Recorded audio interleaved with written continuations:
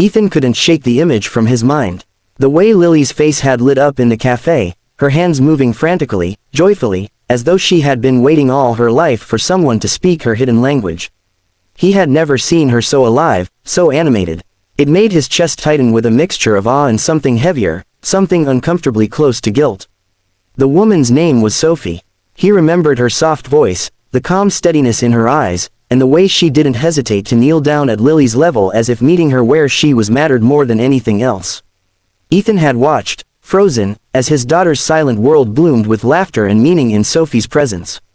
And for the first time in years, he had felt like an outsider in his own child's life. That night, sleep didn't come easily. He lay awake, staring at the ceiling of his sprawling penthouse suite, the city lights flickering against the glass walls. Money had solved so many problems for him, built towers, erased debts, silenced rivals, but for Lily, his wealth had been useless. She didn't need penthouses or rare toys flown in from Paris. She needed connection, someone who understood her silence without forcing her to change. And somehow, in a matter of minutes, Sophie had given her more than he had in years. The next morning, Ethan found himself driving back to the cafe. He told himself it was coincidence, that he simply wanted coffee and croissants, but he knew better. Lily sat in the passenger seat, eyes brighter than usual, a faint curve on her lips that he hadn't seen in a long time. When they walked inside, she scanned the room eagerly. And when Sophie appeared behind the counter, her smile grew so wide it nearly made Ethan's throat close. "Good morning," Sophie greeted, her voice light, then she immediately signed the same words with her hands. Lily almost bounced in place as she signed back. Ethan stood there, awkward, clutching the menu though he already knew what he wanted. He couldn't stop watching, though he tried to look casual, his tall frame shifting uncomfortably as he realized how natural this was for them. When they sat at the table, Sophie came over with their order. She crouched slightly, setting Lily's hot chocolate down carefully, and signed something that made Lily clap her hands in delight. Sophie turned to Ethan then, explaining gently, "I asked her if she wanted marshmallows. She said yes, very enthusiastically." It was such a simple exchange, but Ethan felt something twist inside him.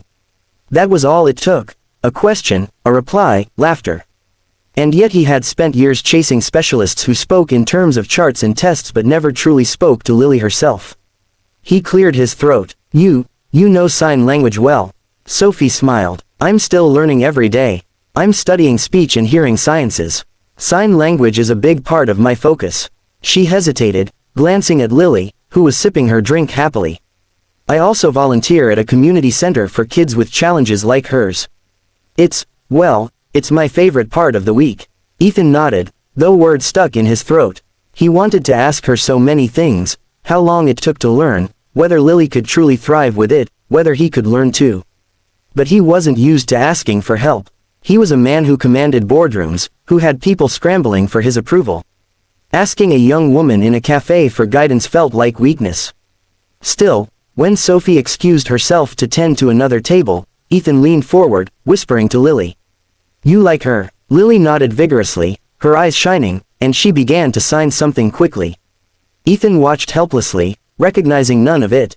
She sighed, then grabbed a napkin and drew a little stick figure of herself and another of Sophie, both smiling with wide arms. Then she added him, standing far away, his arms down. She pushed the napkin toward him, her eyes silently pleading. Ethan stared at the drawing, his chest heavy. He didn't need translation to understand.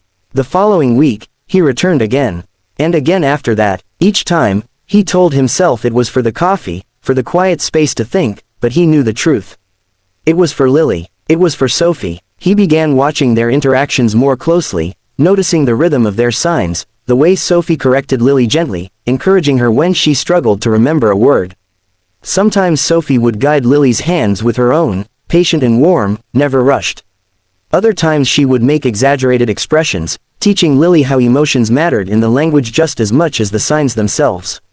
Ethan sat quietly, absorbing it all, his sharp eyes studying not just the signs but the ease in their bond. One evening, after Lily had fallen asleep in the car, her head tilted against the window, Ethan lingered outside the cafe as Sophie was closing. He waited awkwardly, hands shoved into the pockets of his tailored coat. When she finally noticed him, she looked surprised but not displeased. "Mister," Crawford, she asked. Ethan, he corrected, his voice softer than he intended.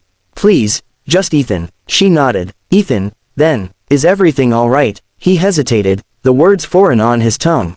I was wondering if you'd be willing to teach me the way you taught Lily. Her eyes softened immediately, and she smiled in that calm way of hers that seemed to undo him every time. Of course, I'd be glad to. So it began. At first, Ethan's hands were clumsy, his movements stiff, as though his body resisted the vulnerability of trying something new. But Sophie was endlessly patient. She would laugh, not mockingly, but warmly, when he fumbled, and gently correct him. Lily delighted in watching him learn, her giggles filling their sessions as she teased him with faster signs he couldn't keep up with. Slowly, something changed. The barrier that had stood between Ethan and his daughter for so long began to crumble. He could ask her simple things now. Are you hungry? Are you tired? Did you have fun? And she would respond with sparkling eyes, her small hands flying in reply. It wasn't perfect. Sometimes he got words wrong, sometimes he grew frustrated with himself. But every time he saw Lily's face brighten because he had tried, the frustration melted away. It was during one of these sessions, at a quiet corner table in the cafe, that Ethan asked Sophie the question that had been weighing on him. His voice was low, almost hesitant. Do you think I've failed her? Sophie looked at him, her expression serious, thoughtful. She shook her head slowly. No, Ethan, you've given her everything you knew how to give. But sometimes, love isn't about fixing. It's about listening. You don't need to change who she is. You just need to hear her, even if it's without sound. The words struck him harder than he expected. He sat there, stunned, his throat tightening.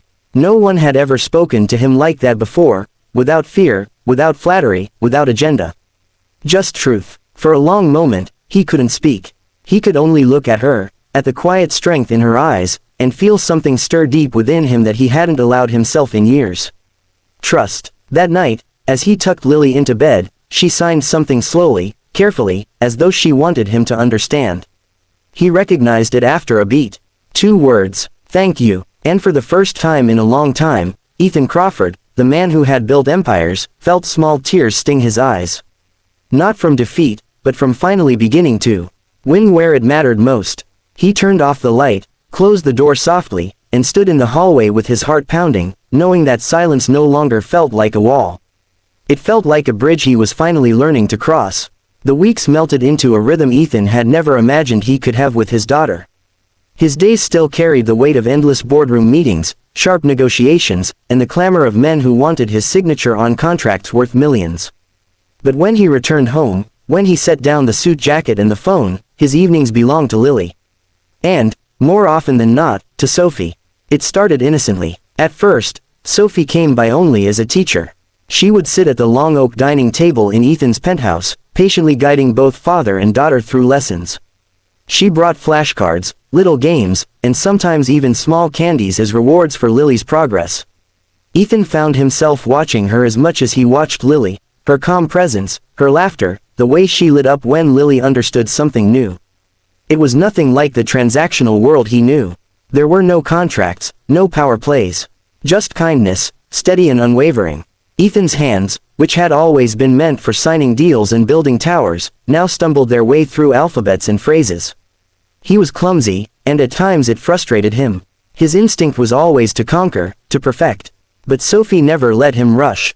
She would shake her head with a smile, hold his wrist gently, and repeat the motion until he got it right. It isn't about speed, she would tell him softly. It's about connection. Lily thrived in this new world. Where once she would sit in silence, sketching her feelings onto paper, now she signed entire stories. She told them about her day, about the kids at school, about the stray cat she saw outside the building. Ethan couldn't always keep up, but Sophie translated with patience, filling the room with conversations Ethan had longed for but thought he'd never have. One Saturday, Ethan suggested they all go somewhere new together. Sophie hesitated at first, unsure of stepping further into their private lives, but Lily clung to her hand and refused to let go until she agreed. They ended up at the city park, a sprawling place with gardens and fountains where children ran freely. Ethan walked beside them, watching as Sophie and Lily signed back and forth, their laughter silent but unmistakably joyful.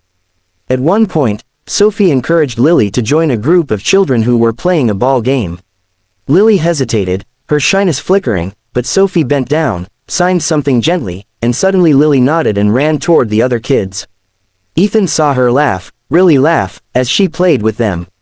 "She's not used to that," he murmured, his hands shoved into his pockets. Sophie glanced at him, her smile kind. "She just needs to know she belongs. Children don't care if she can't speak, they'll see her joy. That's what they'll respond to." Ethan felt something stir in his chest at her words. For so long, he had thought of Lily's silence as a limitation, a barrier that set her apart. But here, with Sophie's guidance, he saw it differently. She wasn't broken, she was just waiting for the world to meet her halfway. When the sun dipped low and painted the sky in gold, Lily came running back, her cheeks flushed with color. She signed quickly, her hands a blur. Ethan caught only fragments, but Sophie translated, smiling. "She says she had fun, and she wants to come back next week." For the rest of the evening, Ethan found himself quieter than usual, watching Sophie with new eyes. She wasn't just teaching Lily, she was teaching him patience, understanding, and something else, something he wasn't sure he was ready to name. As the days turned into weeks, their bond deepened. Ethan started finding excuses to prolong Sophie's visits. He offered to drive her home, though she often protested. He asked about her studies, about her work at the community center. He learned that she came from a modest family, that she had struggled to pay for her education but never lost sight of her dream.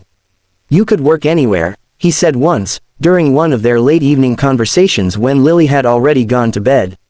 "With your skill, you could be making a lot more money." Sophie shook her head, smiling. "It's not about the money. It's about helping kids like Lily. They deserve someone who sees them." Her words struck him harder than any business deal ever had. All his life, Ethan had measured success in profits and prestige. But Sophie measured hers in smiles, in progress, in the spark of confidence in a child's eyes. He found himself drawn to that, to her, in ways he hadn't felt in years. One evening, after another long lesson, Ethan finally voiced the question that had haunted him. "Do you ever think I've failed her?" The vulnerability in his tone surprised even him. Sophie didn't answer right away. She studied him with those steady eyes, then shook her head slowly. "No, you've done everything you thought would help. But love isn't always about fixing. It's about listening. You don't have to make her different, Ethan. You just have to hear her." The words lingered long after she left that night. Ethan poured himself a glass of whiskey and stood by the window, staring at the glittering cityscape. For the first time, he felt small, humbled, not by failure, but by the realization that perhaps he had been going about love the wrong way. The following week, Ethan tried something new. He sat down with Lily before bedtime, without Sophie there to guide him, and slowly signed to her. It wasn't perfect. He stumbled, mixed up signs, had to pause and try again. But Lily's eyes shone with pride, and she corrected him gently, her tiny fingers moving with patience. She leaned forward, hugged him, and signed one word against his chest. "Happy." Ethan nearly broke then, holding her close, realizing that in her eyes, he was enough simply because he tried.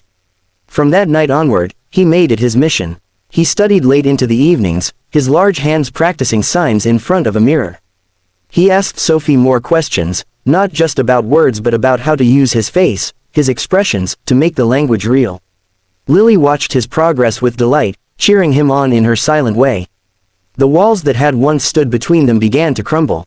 Ethan felt it every time Lily looked at him with trust, every time she ran to him after school, her hands moving with stories she couldn't wait to tell.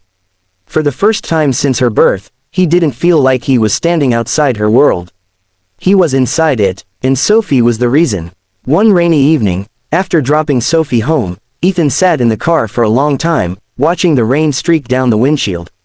He thought of her laugh, the way she leaned close when teaching, the way she believed in Lily without hesitation. Something inside him whispered that she was no longer just a teacher to them. She was becoming part of their lives, part of their hearts. He wasn't sure what it meant yet, wasn't sure if he could open himself to it. But he knew one thing with certainty: he didn't want to imagine their lives without her.